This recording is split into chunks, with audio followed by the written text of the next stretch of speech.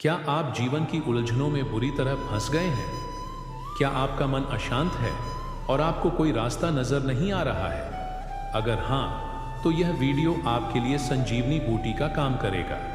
आज हम श्री कृष्ण की उन अमर वाणियों को जानेंगे जो हजारों सालों से भटके हुए लोगों को सही राह दिखा रही हैं। यह सिर्फ शब्द नहीं है, बल्कि जीवन जीने का एक दिव्य नक्शा है जो आपको हर अंधेरे से बाहर निकाल सकता है। इस वीडियो को अंत तक जरूर देखिएगा, क्योंकि आज आपको आपकी हर समस्या का आध्यात्मिक समाधान मिलने वाला है। श्री कृष्ण कहते हैं कि हमारा मन ही हमारा सबसे बड़ा मित्र है और शत्रु भी। अर्जुन ने पूछा था कि हवा की तरह चंचल मन को कैसे रोकें? कृष्ण ने उत्तर दिया, यह कठिन है, लेकिन अभ्यास और वैराग्य से संभव है। मन को बार बार बाहरी विषयों से हटाकर ईश्वर में लगाने का प्रयास करो। यदि मन तुम्हारे वश में है तो वह तुम्हें मोक्ष तक ले जाएगा, और यदि तुम मन के वश में हो तो वह विनाश का कारण बनेगा। अपने मन के स्वामी बनो, गुलाम नहीं। हमारी आधी से ज्यादा चिंताएं भविष्य के परिणाम को लेकर होती हैं। श्री कृष्ण का सबसे बड़ा व्यावहारिक उपदेश है, तुम्हारा अधिकार केवल कर्म करने पर है, उसके फल पर कभी नहीं। जब तुम सफलता और असफलता की आसक्ति छोड़कर अपना कर्तव्य पूरा करते हो तो तुम्हारा कर्म ही ईश्वर की पूजा बन जाता है। भविष्य की व्यर्थ चिंता करना छोड़ दो, वह तुम्हारे हाथ में नहीं है। पूरी ईमानदारी से अपना वर्तमान का काम करो, यही शांति का मार्ग है। हम अक्सर पूछते हैं कि मेरे जीवन में ही इतने संघर्ष क्यों हैं? कृष्ण का नजरिया अलग है। वे कहते हैं कि संघर्ष हमें तोड़ने नहीं, बल्कि अंदर से मजबूत बनाने आते हैं। जैसे सोने को कुंदन बनने के लिए आग में तपना पड़ता है, वैसे ही जीवात्मा को निखरने के लिए दुखों से गुजरना पड़ता है। मुश्किल समय में घबराने के बजाय धैर्य रखें। याद रखें, ईश्वर कभी भी आपकी सहन शक्ति से ज्यादा बोझ आप पर नहीं डालते। यह बुरा वक्त भी बीत जाएगा। संसार में दुख का सबसे बड़ा कारण हमारा मोह है। हम चीजों, प्रतिष्ठा और रिश्तों से इतना चिपक जाते हैं कि उनके खोने के डर से हमेशा भयभीत रहते हैं। कृष्ण कहते हैं, यह संसार परिवर्तनशील है। जो आज मिला है वह कल निश्चित रूप से बिछड़ जाएगा। संसार में रहो, सारे कर्तव्य पूरे दिल से निभाओ, लेकिन किसी भी चीज में अटको मत। जैसे कमल का पत्ता पानी में रहकर भी पानी से अछूता रहता है, वैसे ही अनासक्त भाव से जीवन जियो। जब इंसान अपनी बल और बुद्धि से हार जाता है, तब उसे क्या करना चाहिए? श्री कृष्ण गीता के अंत में सबसे बड़ा रहस्य खोलते हैं। वे कहते हैं, सब धर्मों और सारी चिंताओं को छोड़कर केवल एक मेरी शरण में आ जाओ। मैं तुम्हें सब पापों से मुक्त कर दूंगा, तुम शोक मत करो। जब हम अपना जीवन और अपना अहंकार प्रभु के चरणों में पूरी तरह समर्पित कर देते हैं, तो हमारी रक्षा का भार स्वयं गोविंद उठा लेते हैं। यही परम शांति का अंतिम उपाय है। श्री कृष्ण कहते हैं कि क्रोध इंसान का सबसे बड़ा शत्रु है। यह विवेक को नष्ट कर देता है। जैसे धूल से दर्पण धुंधला हो जाता है, वैसे ही क्रोध से बुद्धि ढक जाती है।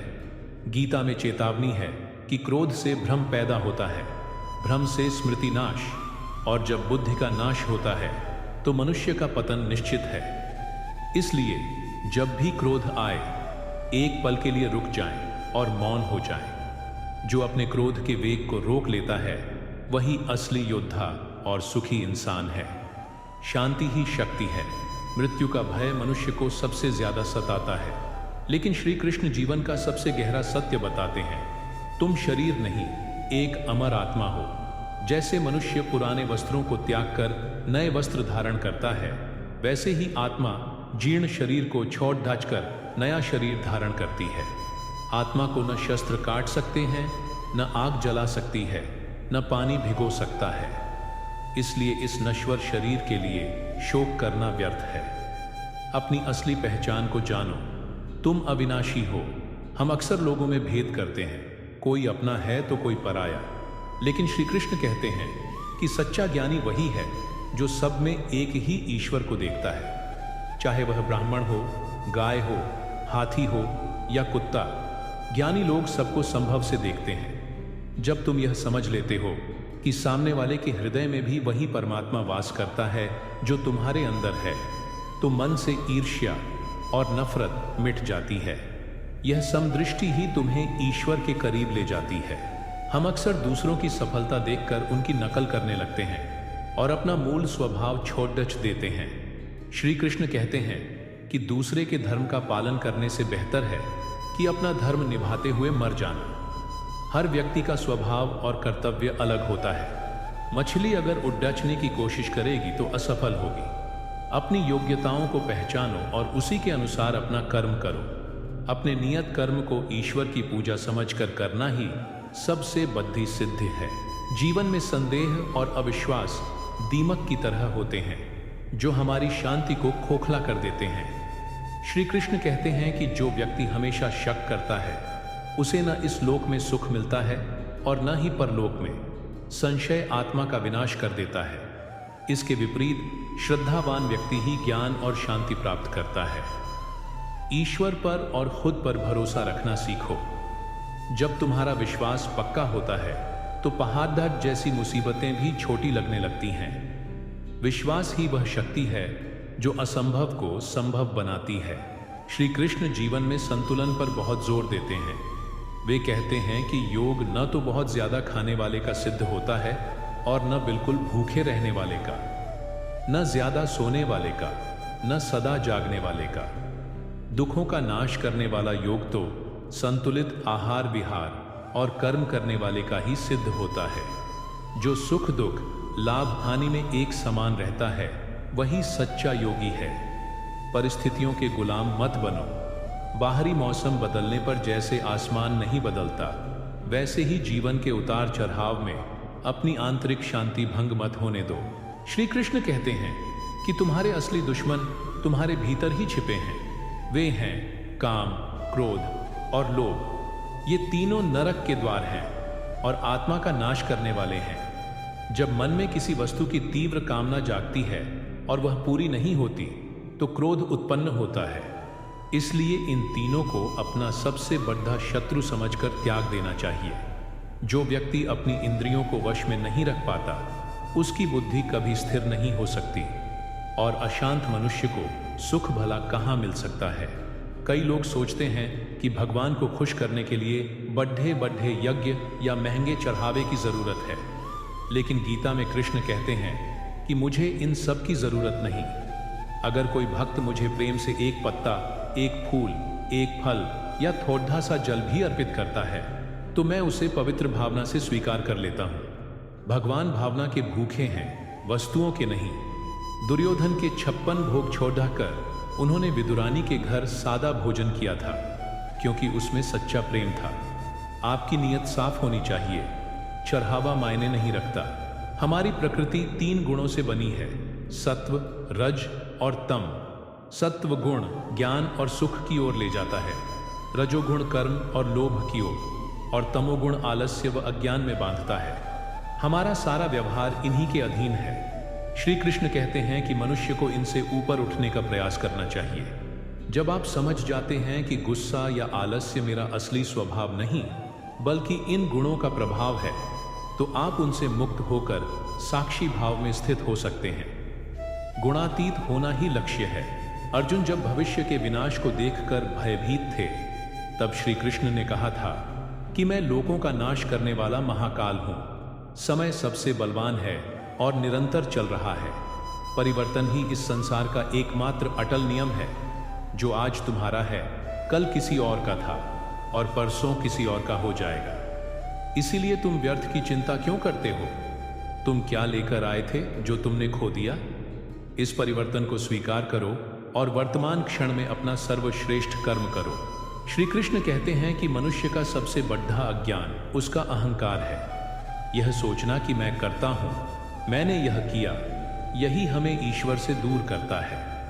वास्तव में सभी कार्य प्रकृति के गुणों द्वारा किए जाते हैं, परंतु अहंकार से मोहित मनुष्य खुद को कर्ता मान बैठता है। जब तक मैं और मेरा का भाव रहेगा तब तक शांति नहीं मिल सकती। जिस क्षण आप यह मान लेते हैं कि सब कुछ ईश्वर की इच्छा से हो रहा है और आप केवल एक निमित्त मात्र हैं, उसी क्षण आप जीवन के सारे बोझ से मुक्त हो जाते हैं। अहंकार का त्याग ही मुक्ति है। मन स्वभाव से ही चंचल और जिद्दी है। इसे वश में करना हवा को मुट्ठी में पकड़ देने जैसा कठिन लगता है, लेकिन श्री कृष्ण आश्वासन देते हैं कि इसे अभ्यास और वैराग्य द्वारा काबू किया जा सकता है।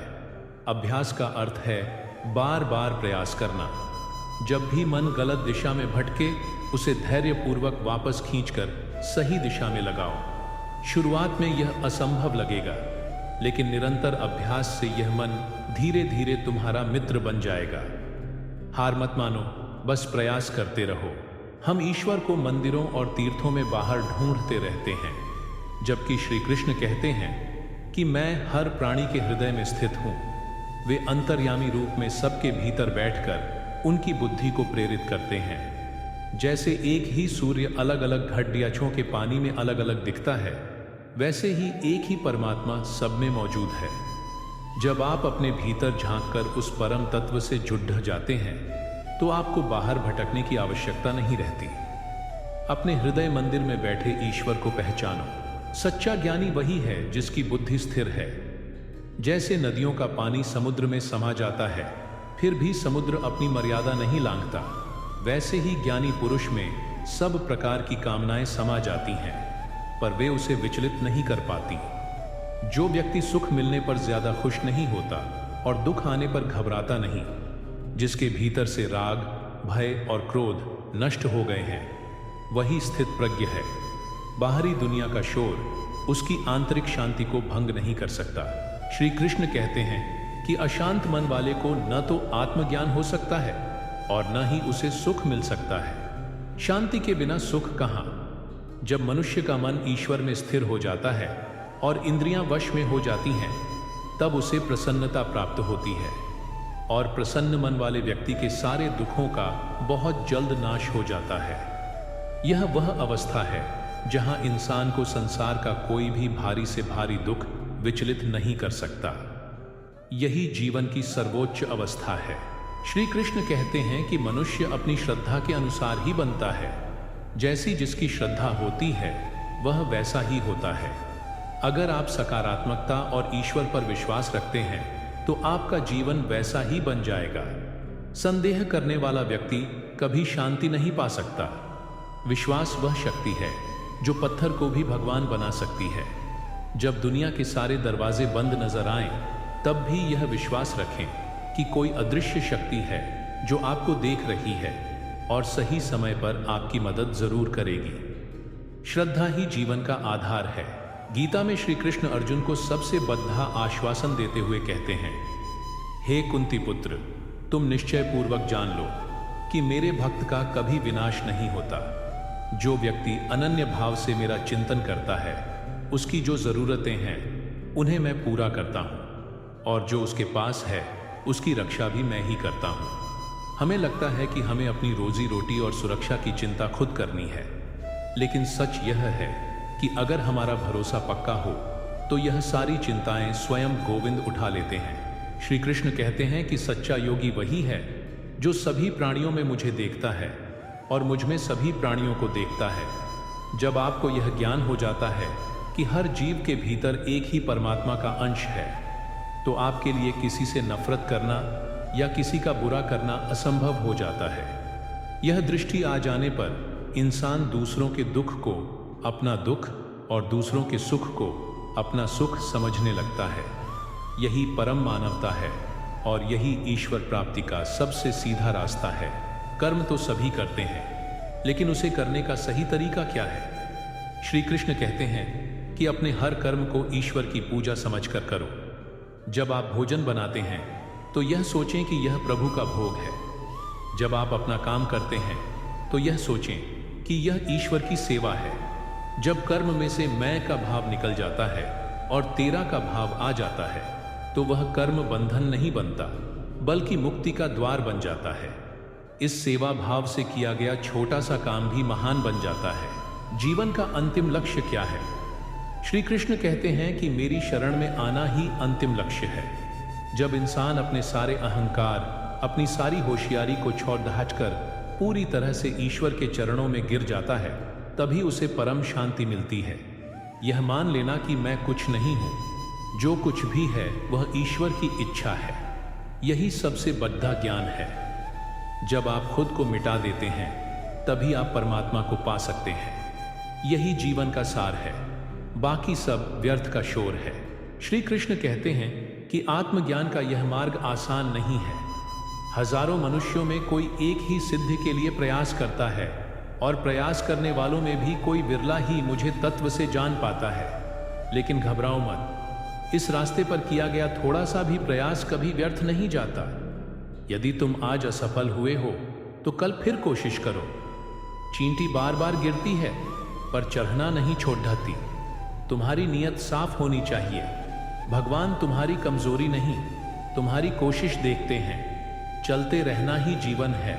हम इस संसार में स्थायी सुख ढूंढते हैं, जबकि श्री कृष्ण ने गीता में इस संसार को दुखालयम अशाश्वतम कहा है, यानी यह दुखों का घर है और क्षणभंगुर है।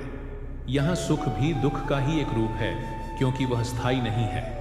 जैसे रेत से तेल नहीं निकल सकता, वैसे ही इस नाशवान संसार से शाश्वत सुख नहीं मिल सकता। इसलिए यहाँ रहते हुए भी अपनी दृष्टि उस परम धाम पर रखो, जहाँ जाने के बाद जीव कभी वापस लौटकर दुख नहीं पाता। वही हमारा असली घर है। ज्ञान और कठोर तपस्या अपनी जगह है, लेकिन भक्ति इन सब में श्रेष्ठ है। श्री कृष्ण कहते हैं कि जो भक्त मुझे अनन्य प्रेम से भजता है, मैं उसके वश में हो जाता हूँ। गोपियों ने कोई वेद नहीं पढ़े थे, न ही कोई कठिन योग किया था, लेकिन उनका प्रेम निस्वार्थ था। भगवान को बुद्धि की चतुराई से नहीं, बल्कि दिल की सरलता से जीता जा सकता है। जब आपका रिश्ता भगवान से गहरा प्रेम का हो जाता है, तो दुनिया के बाकी रिश्ते अपने आप सुधरने लगते हैं। प्रेम ही परमात्मा का दूसरा नाम है। हम वैसे ही बन जाते हैं जैसे लोगों के साथ हम रहते हैं। संगत का असर मन पर बहुत गहरा होता है। श्री कृष्ण कहते हैं कि दुष्ट और नकारात्मक लोगों की संगत से दूर रहो, क्योंकि वे तुम्हें तुम्हारे लक्ष्य से भटका देंगे और मन में जहर घोल देंगे। इसके विपरीत सत्संग यानी सत्य और अच्छे लोगों का संग विवेक को जगाता है।